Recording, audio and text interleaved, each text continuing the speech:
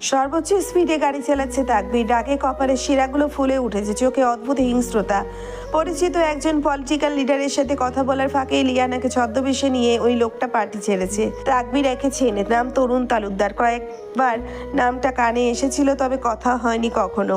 Liana বারবার পেছনে তাকিয়ে বোঝার চেষ্টা করছে তাকবীর ওদের পিছু নিয়েছে কিনা। তরুণ অভয় দিয়ে বলল, মিস আপনি ভয় পাবেন না, আমরা অনেক দূরে চলে এসেছি। হামজা তাকবীর আমাদের কাছে পৌঁছতে পারবে না।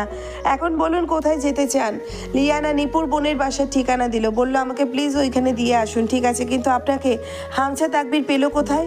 লিয়ানা সবটাই তরুণকে বলল। সব শুনে তরুণ বলল, বাস্টার্ড একটা লোক, আপনি চিন্তা করবেন না, আমি আপনাকে বাঁচাবো।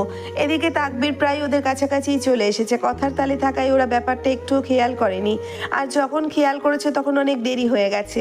তাকবীর নিজের গাড়িটা ওদের গাড়ির সামনে এনে আটকে দিয়েছে। বাধ্য হয়ে তরুণের গাড়ি থামাতে হলো, কিন্তু ভয় পাচ্ছে না। গাড়ি থেকে নামতে নামতে লিয়ানাকে বলল, চিন্তা করবেন না, আমি আসছি। লিয়ানা মাথা নাড়ল, ঠিকই, তবে ওর ভীষণ চিন্তা হচ্ছে। তরুণ তাকবীরের মুখোমুখি দাঁড়িয়ে বলল, মেয়েটাকে আটকে রেখেছেন কেন? তীক্ষ্ণ দৃষ্টিতে অদূরে দাঁড়ানো গাড়ির ভেতরে বসে থাকা লিয়ানাকে একবার দেখে নিয়ে তাকবীর বলল, তুই এটা জানার পরও ওকে নিয়ে পালাচ্ছিলি? ভেবেছিলাম জানিস না বলে ভুলে এরকম করে ফেলেছিস, কিন্তু জেনে শুনে আমার জিনিসের উপর নজর দেওয়া তো মোটেও ঠিক হয়নি। লিয়ানা কোনো বস্তু নন, আপনি তাকে তার ইচ্ছের বিরুদ্ধে আটকে রাখতে পারেন না। তাকবীর সোজা তরুণের হাঁটু বরাবর লাথি মারতেই তরুণ বসে পড়ল হাঁটু ভেঙে। ও তরুণের চুলের মুঠি ধরে লিয়ানার দিকে হিংস্র দৃষ্টিতে চেয়ে থেকে বলতে লাগলো, আমার ইচ্ছের উপরে কারো ইচ্ছে নেই, আমি যেহেতু বলেছি ও আমার, তাহলে ও আমারই। মাঝে ঢোকার চেষ্টা করলে এমনভাবে গায়েব হবি যে কখনো জন্মেছিলি কিনা ভুলে যাবি। তরুণ নিজের চুলগুলো তাকবীরের হাত থেকে ছাড়ানোর চেষ্টা করতে করতে বলে, তুই একটা কাপুরুষ, তোর পুরুষত্বের উপর লজ্জা হওয়া উচিত। মেয়েদের সম্মান না দিতে পারলে নিজেকে পুরুষ ভাবা বন্ধ কর। তরুণের কথাগুলো শুনে তাকবীর মাথায় রক্ত উঠে গেল। ও তরুণকে লাথি মেরে রাস্তায় ফেলে ওর গলার উপর পা দিয়ে চেপে ধরলো। এদিকে এসব দেখে লিয়ানা আর গাড়ির ভেতরে বসে থাকতে পারলো না। ও নেমে এসে কাঁদতে কাঁদতে বলল, ওনাকে ছেড়ে দিন, আমি আপনার সাথে যাব। ও খুব দরদ হচ্ছে ওর জন্য, তাই না? এদিকে তরুণ চিৎকার করে বলল, লিয়ানা আপনি গাড়িতে গিয়ে বসুন, আমি আসছি। যা বস ওর গাড়িতে গিয়ে, তারপর ওর কলিজা দিয়ে ক্যান্ডেল লাইট ডিনার করব। লিয়ানা গিয়ে তাকবীরের হাত টেনে ধরে বলল, চলুন প্লিজ। তাকবীর ওর কথা শুনলো। তরুণের গলার উপর থেকে পা সরিয়ে লিয়ানার হাত চেপে ধরে গাড়িতে নিয়ে বসালো। লিয়ানাকে ভয় আর কান্না একসাথে ধরেছে। ও মুখ চেপে ধরে কাঁদছে। পাশে তাকবীর পাথরের মতো বসে গাড়ি চালাচ্ছে, একবারও লিয়ানার দিকে তাকায়নি। হোটেলে ফিরে লিয়ানাকে রুমে রেখে তাকবীর আবার বের হলো। লিয়ানার ভীষণ ভয় হতে লাগলো, জানোয়ারটা না আবার ওই ছেলেটার ক্ষতি করে দেয়। নিজের জন্য এখন আরেকজনের জীবন বিপদে। ভীষণ খারাপ লাগছে লিয়ানার। কাঁদতে কাঁদতে ড্রেস চেঞ্জ করে ফ্রেশ হয়ে শুয়ে পড়লো। ঘুম আসলো অনেক রাত পর্যন্ত। ভয়ে ক্রমশ শরীর অবশ হয়ে আসছে। এখনো পর্যন্ত তাকবীর আসেনি। লিয়ানা অপেক্ষা করতে করতে ঘুমিয়ে পড়লো। শেষ রাতের দিকে কারো ছোঁয়ায় ঘুম ভাঙলো ওর। চোখ মেলে তাকাতেই দেখলো তাকবীর ওকে গভীর দৃষ্টিতে দেখছে। লিয়ানা তড়িৎ উঠে বসে বলল, আপনি আমার সাথে যা মন চাই করুন, আমি বাধা দেব না, আর পালানোর চেষ্টা করব না, শুধু ওই ছেলেটার ক্ষতি করবেন না। কেন, ভালো লেগেছে? ভালোবেসে ফেলেছিস নাকি? বলতে বলতে হিংস্র হয়ে উঠলো তাকবীর। আমি বাধা দেব না, আর পালানোরও চেষ্টা করব না, শুধু ওই ছেলেটার ক্ষতি করবেন না। কেন, ভালো লেগেছে? ভালোবেসে ফেলেছিস নাকি? বলতে বলতে হিংস্র হয়ে উঠলো তাকবীর। লিয়ানা থুতনি চেপে ধরে রক্তাক্ত চোখে বলল, এতদিন থেকেও আমাকে ভালো লাগেনি তোর, তাহলে ওকে কিভাবে ভালো লাগলো বল? কি জাদু করেছে ও? লিয়ানা প্রবল জোরে মাথা নাড়াতে লাগলো। তাকবীর এত জোরে চেপে ধরেছে ও থুতনি চেপে বেচারি কথা বলতে পারছে না। ব্যথায় ওর চোখ বেয়ে জল গড়াতে লাগলো। এর মধ্যেই দরজায় নক করলো। তাকবীর লিয়ানা ছেড়ে দিয়ে দরজা খুলে রায়নের হাত থেকে প্লেটটা নিয়ে বলল, ভালো মতো রাঁধতে বলেছিলি তো? জি বস, গুড। এটা বলেই তাকবীর দরজা আটকে দিল। হাতের প্লেটটা টেবিলের উপর রেখে প্যান্টের পকেট থেকে 4টে মোম বের করে জ্বালিয়ে প্লেটের 4 কোণায় রাখলো 4টে। তারপর রুমের লাইট অফ করে লিয়ানার দিকে এগিয়ে গিয়ে গা হিম করা স্বরে বলল, চলো আফিম, আমরা এখন ক্যান্ডেল লাইট ডিনার করবো কলিজা ভুনা দিয়ে। আমি অনেক কষ্ট করে তোমার জন্য এনেছি। লিয়ানা পিছিয়ে গিয়ে ভীতর স্বরে বলল, কিসের কলিজা ভুনা? তোমার আশিক যার সাথে পালাচ্ছিলে, ওকে তো তোমার ভালো লেগেছিল, তাই ভাবলাম ওর কলিজাটা ভুনা করে আমি তোমার জন্য। খেয়ে বলো তো আফিম কেমন হয়েছে? এটা শুনেই লিয়ানার বমি চলে এলো। ও দৌড়ে ওয়াশরুমে চলে গেল। মনে হচ্ছে যেন পেটের নাড়ি ভুড়ি বেরিয়ে আসবে গলা দিয়ে। প্রচন্ড ভয় লাগছে ওর। লোকটা সাইকো, পাগল, মানসিক সমস্যা আছে, এইটুকু বুঝতে পেরেছে লিয়ানা। এদিকে বাইরে থেকে তাকবীর বলল, কই আসো, ঠান্ডা হয়ে যাবে তো। লিয়ানার গা হিম হয়ে আসলো, জ্ঞান হারালো। পরের দিন খবরের পাতায় একটা রহস্যময় মৃত্যুর সংবাদ এলো। নবাগত বিজনেসম্যান ও অপোজিট পার্টির নেতার ভাতিজা তরুণ তালুকদারের হৃৎপিণ্ডবিহীন লাশ পাওয়া গেছে শহরের বাইরে একটা কনস্ট্রাকশন সাইটে। অন্যান্য অঙ্গ ঠিক থাকলেও হৃৎপিণ্ডটা নেই, মনে হচ্ছে যেন কেউ খুঁচিয়ে খুঁচিয়ে বের করেছে সেটা। সকালে লিয়ানার ঘুম ভাঙতেই ও নিজেকে সম্পূর্ণ নগ্ন অবস্থায় তাকবীরের বাহুতে পেল। ঘৃণায় মুখ কুঁচকে গেল, ওর সরে যেতে চাইলেও পারল না। আর শক্ত হলো তাকবীরের বাহু বন্ধন। লিয়ানা ক্রোধিত স্বরে বলল, ছাড় আমাকে। আফিমের আসক্তিকে এত সহজে ছাড়া যায়? লিয়ানা এবার অসহায় স্বরে বলল, কি করলে আপনি আমাকে ছাড়বেন বলুন? এখন আর তোমাকে ছাড়তে পারবো না, কোনো কিছুরই বিনিময়ে না। তাহলে আমাকে বিয়ে করুন। আকবীর ভ্রু কুঁচকে লিয়ানার দিকে তাকিয়ে কয়েকবার চোখের পলক ফেলে বলল, গুড আইডিয়া। আসলে আমি বিয়ের ব্যাপারে ভাবিনি, তবে তুমি যেহেতু ভেবেছো তাহলে তো বিয়ে করতেই হবে। লিয়ানা ঘাবড়ে গেল। ও তো তাকবীরের চাপে ফেলার জন্য কথাটা বলেছে। ভেবেছে বিয়ের কথা বললে তাকবীর ওকে ছেড়ে দেবে, আর যাই হোক তাকবীর ওকে বিয়ে করবে না। কিন্তু এখন বাদ জোহর তরুণের জানাজা পড়ে তাকবীর ওর চাচা নামিউল তালুকদারের জড়িয়ে ধরতেই নামিউল ক্রোধিত স্বরে ফিসফিস করে বলল, এটার হিসাব তোকে দিতেই হবে। একটা রক্ষিতার জন্য আমার ভাতিজাকে মারলি, এর মাসুল তোকে আর তোর রক্ষিতাকে দিতেই হবে। তাকবীর নামিউলের পিঠে দুটো চাপড় দিয়ে হেসে বলল, লেটস সি, বলেই এগিয়ে গেল গাড়ির দিকে। পেছনে রায়ন ছিল। তাকবীর গাড়িতে বসে বলল, বিয়ের জন্য কি কি লাগে সব লিস্ট করে সন্ধ্যার মধ্যে হোটেলে দিয়ে আসবি, আর আগামী শুক্রবার আমি ভিলায় ফিরবো। সবকিছু প্রস্তুত থাকে যেন।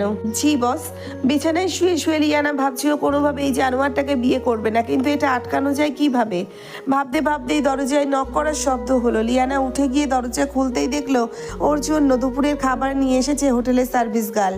হঠাৎ লিয়ানার মনে মনে একটা দুষ্ট বুদ্ধি আটলো। খাবারের ট্রেটা নিয়ে বলল, আচ্ছা ওয়াশরুমে একটু সমস্যা হয়েছে, একটু দেখে যান আর ঠিক করার ব্যবস্থা করুন। Yes ma'am. মেয়েটা ঘরে ঢুকে ওয়াশরুমের দিকে যেতে লিয়ানা পেছন থেকে ভারী একটা ফ্লাওয়ার বাস নিয়ে মাথা বরাবর বাড়ি দিল। সাথে সাথে জ্ঞান হারালো মেয়েটা। লিয়ানা দ্রুত ওকে ওয়াশরুমে টেনে নিয়ে গেল। জামা কাপড় অদল বদল করে মেয়েটাকে ওভাবেই ওয়াশরুম থেকে রুম থেকে বেরিয়ে গেল। রায়ন বিয়ের সমস্ত ব্যবস্থা করে হোটেলে এলো লিয়ানার পছন্দ মতো বিয়ের শাড়ি চুজ করতে, কিন্তু এসে অন্য একটা মেয়েকে জ্ঞানহীন অবস্থায় পড়ে থাকতে দেখলো রুমে। কোথাও লিয়ানা নেই। সাথে সাথে রায়ন তাকবীরকে ফোন করে বলল, বস ম্যাম মেবি পালিয়েছেন, রুমে নেই। ধারণা করছি সার্ভিস গার্লের ড্রেস নিয়ে পালিয়েছেন। এক্সিট পয়েন্টে সিসিটিভি ফুটেজ চেক করে আমাকে বল কোন দিকে গিয়েছে। জি বস। মেয়েটার প্যান্টের পকেটে কিছু টাকা ছিল, সেটা দিয়ে লিয়ানা নিপুর বোনের বাসার উদ্দেশ্যে রওনা হলো। বুকটা দুরু দুরু করছে, কখন যেন ওই জানোয়ারটা চলে আসে। রায়ন সিসিটিভি ফুটেজ দেখে তাকবীরকে বলল, লিয়ানা ফোন কোন দিকে গেছে। তাকবীর নিজে আর ওর লোকেরাও লিয়ানাকে ভিন্ন ভিন্নভাবে খুঁজতে লাগলো। তাকবীরের সন্দেহ হলো লিয়ানাকে নামিউল তুলে নিয়ে যায়নি তো। সারাদিন খোঁজার পরও যখন তাকবীর লিয়ানার কোনো খোঁজ পেল না, তখন ওর হঠাৎ মনে হলো লিয়ানা একদিন বলেছিল ওর বান্ধবীর বোনের বাসায় যেতে চায়, ঠিকানাও বলেছিল। তাকবীরের মাথায় কিছুটা প্রেশার দিতেই ওর মনে পড়ে গেল, আর মনে পড়ে যেতেই চোখ দুটো জলজল করে উঠলো। লিয়ানা ওইখানেই আছে, কারণ চট্টগ্রামে ওর যাওয়ার মতো জায়গা একটাই। তাকবীর রায়নকে ফোন করে বলল, কাজী নিয়ে এই অ্যাড্রেসে ঘন্টাখানিকের মধ্যে আইজি বস। নিপুর বাসায় গিয়ে লিয়ানা নিপুকেও পেল। নিপু বোনের বাসায় এসেছে বেড়াতে। প্রিয় বান্ধবীকে পেয়ে কান্নায় ভেঙে পড়লো লিয়ানা। নিপুও কাঁদল ভীষণ। নিজের অবস্থার কথা বান্ধবীকে সবটা জানালো লিয়ানা। সব শুনে নিপু বলে, তোর ঢাকায় ফিরে যাওয়া উচিত। কোথায় যাব? তোর বাসায়। তোর মামির ভাই তো কদিন ধরে নিখোঁজ, এখন আর সমস্যা হবে না, চলে যা। চট্টগ্রাম থাকলে খুঁজে পেয়ে যাবে দ্রুত। লিয়ানার মনে পড়লো ওর মামির ভাই কেন নিখোঁজ। ওর নিজেরও মনে হলো ঢাকায় ফেরাই ভালো। নিপু আবারও বলল, কালকে সকালে ট্রেনে চলে যা, আমিও যাব তোর সাথে। লিয়ানা সম্মতি দিল। সন্ধ্যার সময় হঠাৎই দরজায় কড়া নাড়ার শব্দ হলো। বাসায় লিয়ানা আর নিপু দুজন ছিল, বাকিরা ঘুরতে বেরিয়েছে। লিয়ানার মন মেজাজ খারাপ বলে নিপু বান্ধবীর সাথেই থেকে গেল। লিয়ানা শুয়েছিল বলে নিপুই দরজা খুলল। দরজার সামনে স্যুট পরা গম্ভীর ও সৌম্য দর্শনের একজন পুরুষকে দেখতে পেল নিপু। তাকবীর স্বভাব সুলভ স্বরে বলল, নিপু নামের কেউ থাকে এখানে? জি আমি নিপু। তোমার বান্ধবী কোথায়? কোন বান্ধবী? লিয়ানা, ও এখানে নেই। তাকবীর হাতে থেকে রিভলভারটা নিপুর কপালে বরাবর ঠেকিয়ে বলে, সাইড হও। নিপু ভয় সাইড হতেই তাকবীর ঘরে ঢুকে গেল, সোজা নিপুর ঘরের দিকে এগিয়ে গেল। লিয়ানা ঘুমিয়ে পড়েছে ততক্ষণে। তাকবীর ঘরে ঢুকেই দরজা বন্ধ করবে তার আগে নিপু বলল, আমি পুলিশে কল করব। বান্ধবীকে জিন্দা দেখতে চাইলে এই ভুল করবে না। এটা বলেই তাকবীর দরজা বন্ধ করে দিল। ঘরের বাতি নিভিয়ে পোর্টটা খুলে লিয়ানার পাশেই ওকে আষ্টে পৃষ্ঠে জড়িয়ে শুয়ে পড়লো। ঘুমের ঘোরেই লিয়ানার অদ্ভুত অনুভূতি হলো। ওর মনে হলো ও যেই মানুষটা থেকে পালাতে চায় সে ওর কাছে আছে। ঘুম ভেঙে যায় লিয়ানা, নিজেকে আবিষ্কার করে চেনা স্পর্শের ভিড়ে। নড়াচড়া করার শক্তি পায় না ও। তাকবীর ফিসফিস করে বলল, এই কয়েক ঘন্টা আমার শ্বাস নিতে কষ্ট হচ্ছিল আফিম, মনে হচ্ছিল মারা যাবো। এই যে এখন তোমার গায়ের গন্ধ পেয়েই বেঁচে গেলাম যেন। লিয়ানার চোখ বেয়ে অশ্রু গড়িয়ে পড়লো। অসহায় স্বরে বলল, আমার এই জীবনটা ভালো লাগছে না, আপনি আমাকে মেরে ফেলুন আর নয়তো মুক্ত করুন। সম্ভব না আফিম, তুমি অন্য কিছু চাও, আমি সব তোমার পায়ের কাছে হাজির করব, কিন্তু কখনো মুক্তি বা মৃত্যু চাইবে না। এর মধ্যেই দরজায় কড়া নাড়ার শব্দ এলো। বাইরে থেকে রায়ন ডেকে বলল, বস চলে এসেছি আমরা, আসছি কাজীকে বসা। ওকে বস। তাকবীর লিয়ানার দিকে চেয়ে বলল, ভালো মেয়ের মতো বিয়েটা করে নিবে, একটু সিন ক্রিয়েট করবে না। যদি করো তাহলে তোমার বান্ধবী নিপু ওকে হারিয়ে ফেলবে, আর তুমি জানো আমি ফাঁকা বলি দিই না। লিয়ানা কিছু বলল না। তাকবীর দরজাটা খুলে ওকে পাজা খোলা করে বাইরে এনে সোফায় বসানো, নিজে ওর কোমরে হাত রেখে পাশে বসলো। নিপু ভয়ে এক কোনায় দাঁড়িয়ে আছে। ওর পেছনে একজন গার্ড রিভলভার তাক করে দাঁড়িয়েছে। লিয়ানার হাতে আর কোনো রাস্তা ছিল না। ও বিনা বাক্য ব্যয় কবুল করেই ফেললো তাকবীর নামের মানুষটিকে, যাকে ও সব থেকে বেশি ঘৃণা করে। লিয়ানাকে নিয়ে তাকবীর বেরিয়ে গেল প্রথমে, তারপর রায়ন আর বাকিরা এলো। গাড়িতে বসে সিট বেল্ট বেঁধে দিতে দিতে তাকবীরের চোখ গেল লিয়ানার দৃশ্যমান বুকের খাজে। নিজেকে সামলানোর প্রয়োজনও মনে করলো না তাকবীর।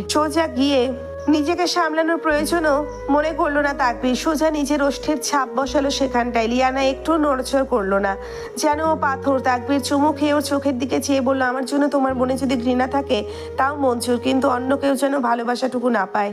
তারপর গাড়ি চালাতে চালাতে তাকবীর গান ছাড়লো। এটা ওর সব থেকে পছন্দের গান। গানের সাথে সাথে নিজেও গুনগুন করে গাইছে।